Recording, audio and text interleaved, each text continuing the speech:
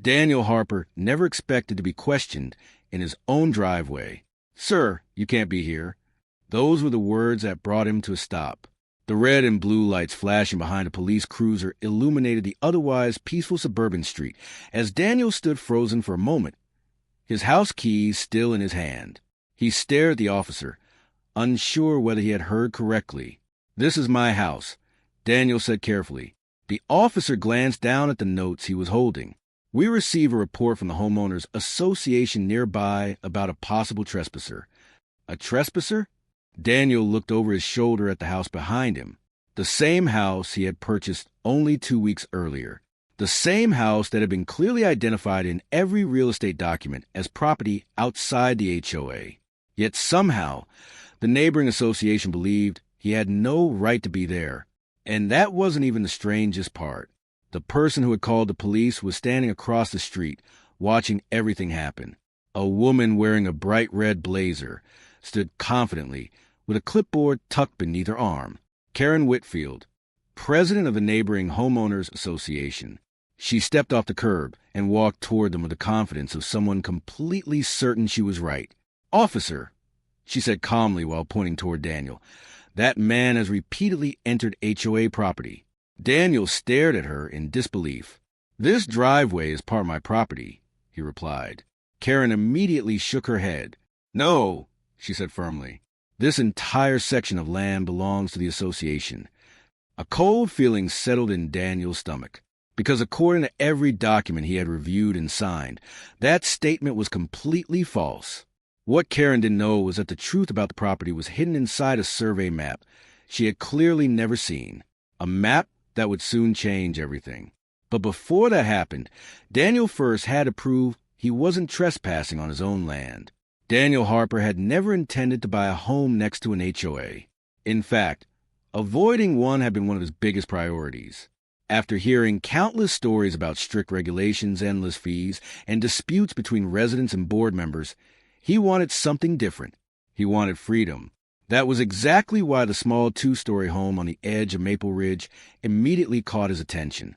The property listing made one thing very clear: no HOA restrictions. During the showing, the realtor had even confirmed it. "The HOA boundary ends right behind this fence," she explained.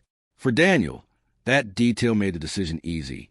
He signed the paperwork, completed the purchase, and moved into home feeling relieved. For the first week, everything seemed perfectly normal. Then the first letter arrived. It came in a plain envelope slipped underneath his front door. Inside was a printed notice with a bold heading: HOA violation warning. Daniel actually laughed when he read it. The notice claimed that his driveway, mailbox, and even parts of his landscaping violated HOA regulations. The problem was simple. The notice made absolutely no sense. His property wasn't part of the association. At least, that's what every official document said. Assuming someone had made a mistake, Daniel ignored it. 2 days later, another notice appeared. This one sounded more serious. It warned that continued violations could result in legal action and enforcement measures. Even then, Daniel wasn't concerned. Every record he had reviewed showed that the HOA had no authority over his property. What he didn't realize was that Karen Whitfield believed something entirely different, and she was about to push the situation far beyond warning letters. The police officer listened patiently as both sides explained their version of events. Karen spoke first. "This entire cul-de-sac belongs to the HOA," she insisted. "The association maintains the road, the landscaping, and everything surrounding it." Then she pointed directly toward Daniel's driveway. "He's using private HOA access." Daniel almost laughed at how ridiculous the accusation sounded. "This roadway is listed as a public easement," he replied calmly. Karen immediately shook her head. "That's incorrect." The officer looked from one person to the other. "Do either of you have documentation?" he asked. Karen instantly lifted her clipboard. Daniel smiled slightly, because unlike Karen, he hadn't brought any paperwork outside with him. It was all inside the house. More specifically, it was stored in a folder labeled Property Survey. And inside that folder was something Karen clearly had no idea existed. Excusing himself, Daniel stepped inside for a moment. The officer waited patiently. Karen crossed her arms with complete confidence. From her perspective, the situation seemed simple. The HOA controlled the neighborhood. Daniel had refused to follow the rules. End of story.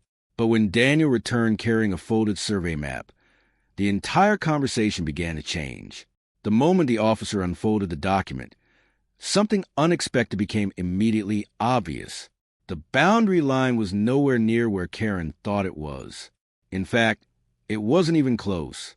The survey map was spread across the hood of the police cruiser. Daniel pointed to a bold property line clearly marked on the page. "This is my lot," he explained. The officer leaned forward for a closer look. The map clearly showed that Daniel's property extended much farther than Karen had claimed. Farther than the fence, farther than the driveway, and most importantly, beyond the entrance road itself. Karen frowned as she stared at the survey. "That can't be right," she said quickly. Daniel remained calm. "It's filed with the county," Daniel replied calmly. The officer studied the document for another moment before slowly nodding. "If this survey is correct," he said, "then the road isn't owned by the HOA."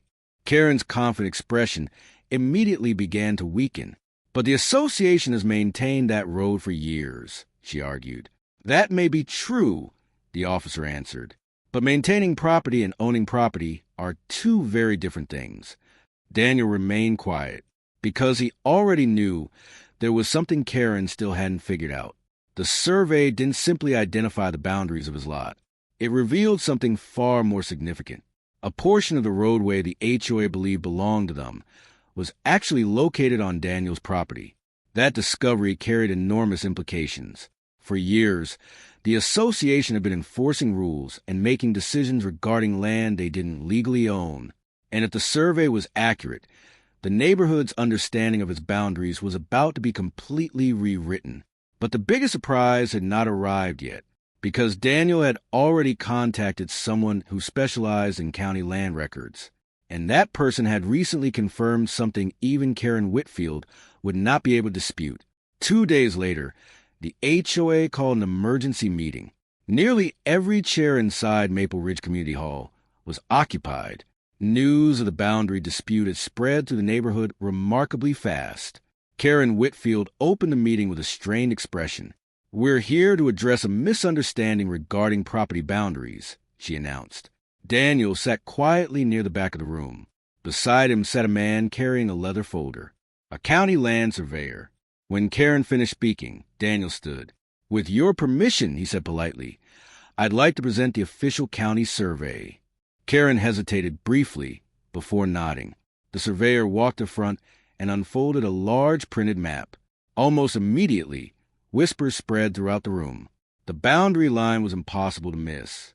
Daniel's property extended much farther than anyone had expected, including the section of roadway where the HOA entrance sign stood. For years, residents had assumed the association owned that area. The official records told a very different story. Karen looked stunned. "That sign has been there for 10 years, she said quietly. The surveyor nodded. "That may be the case," he replied. "But according to county records, it's located on Mr. Harper's property." The room erupted into murmurs. Daniel remained silent. He simply watched as the realization slowly spread from one resident to another. Because the HOA hadn't merely accused him of trespassing, they had actually built their entrance sign on his land. And that revelation was about to change everything. By the end of the meeting, the mood inside the room had completely shifted. Neighbors who had previously supported the HOA board now looked uncertain. If the entrance sign and part of the roadway were located on Daniel's property, then the association had made a very serious mistake. After the meeting ended, Karen Whitfield approached him. The confidence she had shown earlier was gone. "We clearly need to review these records," she said carefully. Daniel nodded. "I agree." But he also understood something important. The county survey was not new. It had been officially filed years before he ever purchased the property, which meant the information had always been available. Nobody had bothered to verify it. 1 week later, the HOA issued a formal statement to the neighborhood. They acknowledged a boundary error and officially withdrew the trespassing complaint. But the biggest surprise came afterward. The association asked Daniel for permission to leave the entrance sign exactly where it was. Technically, The structure now sat on his property. Daniel thought carefully about the request. Legally, he could have demanded that the sign be removed immediately. He had every right to do so. Instead, he proposed a solution that nobody in the neighborhood expected, and that decision became the final twist in the entire story. The following weekend, residents gathered near the entrance to Maple Ridge. Daniel stood beside the HOA sign as Karen walked over. "We'd like to keep the sign where it is," she said. "If that's possible." Daniel smiled. "It can stay." Karen looked visibly relieved. "But I do have one condition," Daniel added. The small crowd immediately leaned in closer. Daniel pointed toward the empty space beneath the sign. "If it's sitting on my property," he said calmly, "then I'd like to add something." The next day, a second plaque appeared beneath the HOA entrance sign. It read, "Welcome to Maple Ridge, HOA community next door." The message was simple, but it reminded everyone of an important fact. Daniel's home had never been part of the HOA, and it never would be. From that day forward, the association respected the property boundary completely. The warning letters stopped arriving.